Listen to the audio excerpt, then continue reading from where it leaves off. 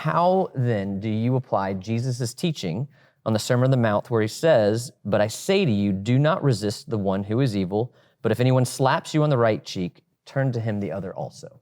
Yeah, excellent question. And I think that is the question for anyone who wants to make a case for the right to bear arms.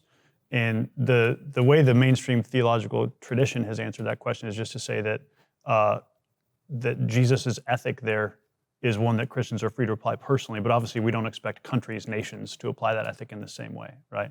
Or to say it the way Frederick Dale Bruner says it, Jesus isn't saying I should let someone slap my neighbor's cheek also. It's an ethic I'm free to apply personally, but it does not apply to the protection and defense of others. And so, though Andrew's certainly correct that the earliest history of the church, the first 300 years, almost across the board, there was a understanding that Christians should not serve in the military, shouldn't use violence in any way.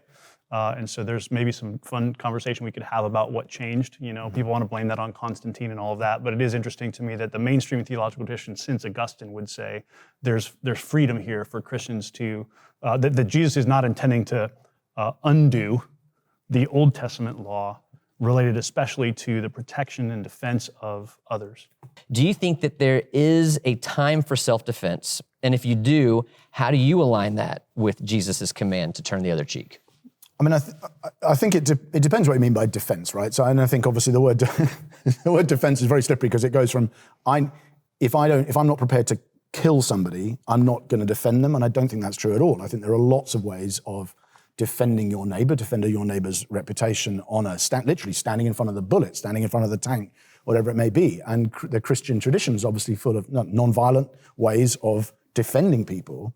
So to me, I don't think the debate's really about defense. Like that isn't the terminology I would use, because I think the idea of defending your neighbor is a noble thing. And in some circumstances, the idea of defending myself, depending on what it is, I can defend myself against charges of false accusation. I don't think that's wrong. I don't think Jesus is saying don't, in that setting.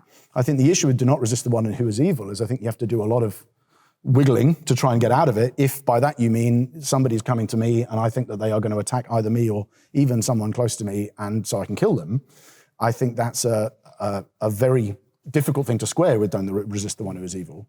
But I think defending doesn't only have to take violent form. It doesn't have to involve carrying a gun or even any kind of weapon. So that's why I would sort of want to disentangle defense as a word. I think to be honest, I think it's a euphemism mostly for the right to own a gun that might kill someone. I don't think that's the same as defending something. I think there are lots of ways of defending yourself without violence, and many and you'd say we're just a few hundred yards from the Martin Luther King Memorial. You can defend people, and he did, without using violence. So to me, those two things are quite distinct. That's probably how I start answering that.